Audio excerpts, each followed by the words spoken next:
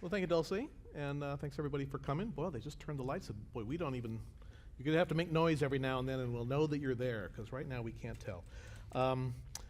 I get to introduce David, so let me just bear with me a minute while I read what they wrote for me. Or did you write it for me? I worked on it.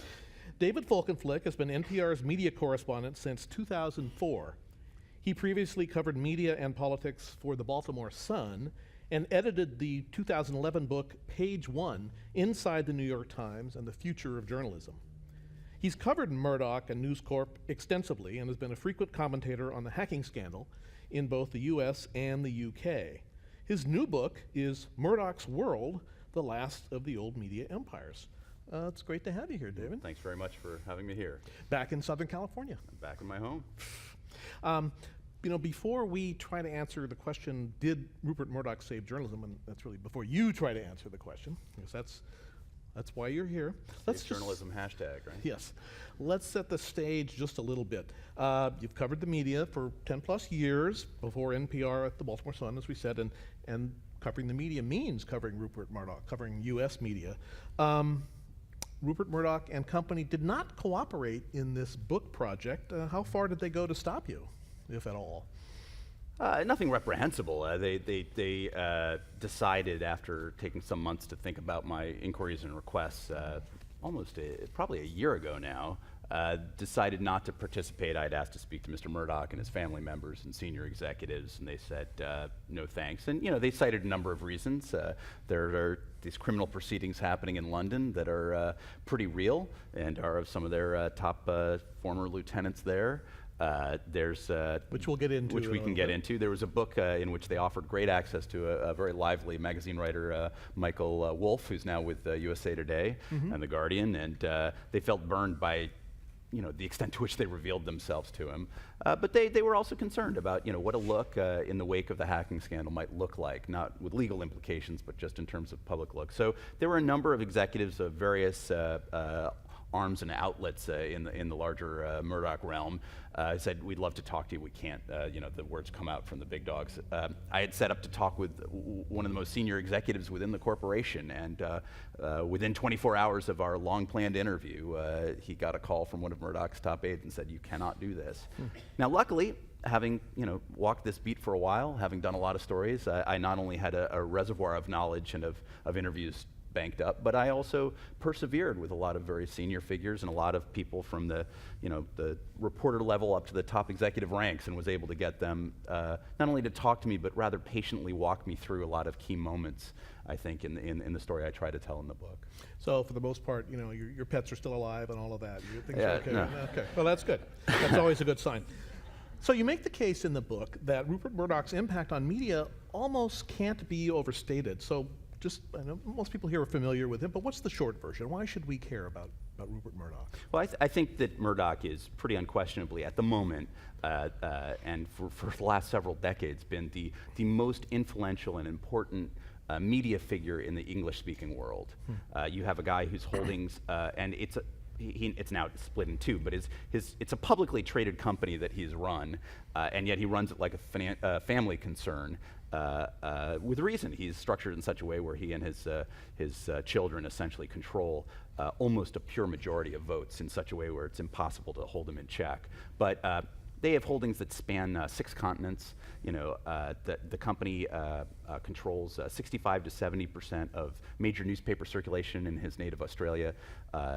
Until the scandal, they controlled 40% of national newspaper circulation in the UK, which is really a national newspaper market.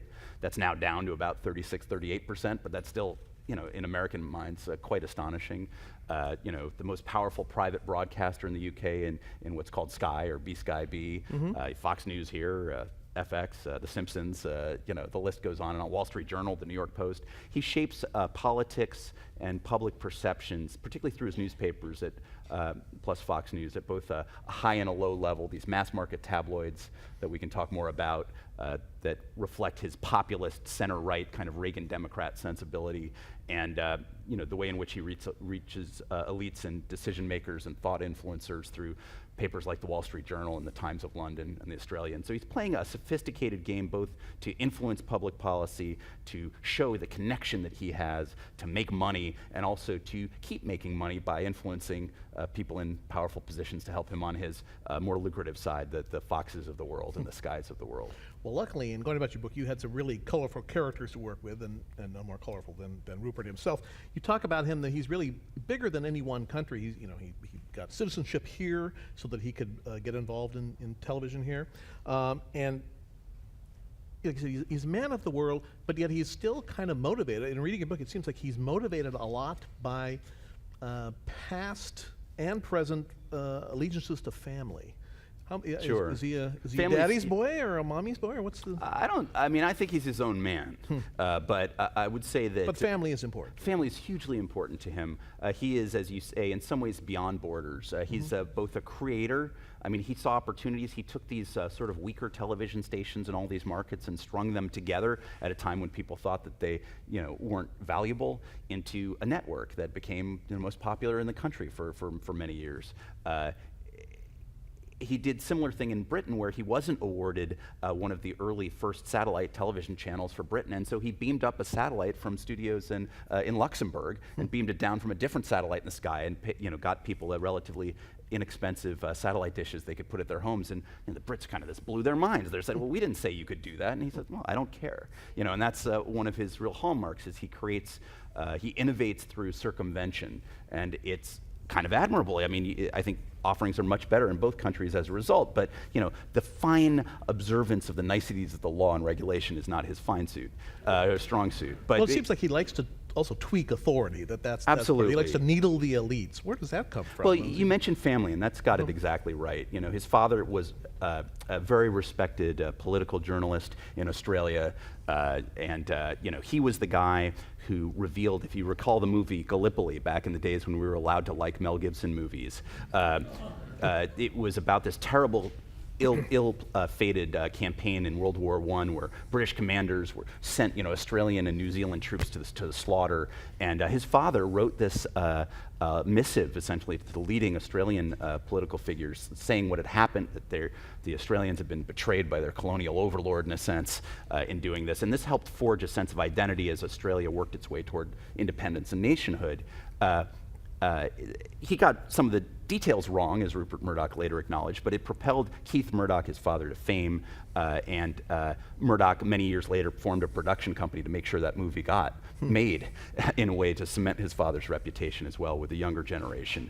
But he always had the sense that his father was never given the credit he was due, and this propelled him. He felt his father had been essentially screwed out of some of his holdings just before his father's death in the early 50s, and Murdoch made his way. You or I might think he was a very wealthy young man. His father was a knight. His mother lived at this huge estate outside Melbourne, the second largest city in Australia, but he had to make his way by being given only a daily paper in Adelaide, a much essentially forgotten city on the southern coast of Australia. And he was sort of nurtured this sense that the elites, the powers that be behind closed doors were screwing him and his family over. And this drove him, propelled him to show that he understood newspapers better, he understood the common Australian better, he connected with them, he wasn't going to be elitist about what they should be reading. He said, as long as they wanted to read something in a newspaper, it was a public service to provide it. And he used that sense of grievance, but also that sense of connection with what he felt what the common man's impulse was, what really was his own gut instinct. He used that to propel him to great success in Australia. Well, the sense of being motivated by the feeling of being disrespected runs throughout the book. In fact, you say that that Murdoch and I guess more the executives in his company sort of define themselves by who they think their enemies are, whether they really are their enemies, whether it's the BBC or unions or whoever. Yeah, no, it's very distinctive culture for this company. It comes from him. It's a strong sense of kind of Australians first. There are Australians throughout top positions. I think David Hill, who's over Fox Sports and is helping to really lead this new Fox Sports 1 competitor to ESPN out here in LA.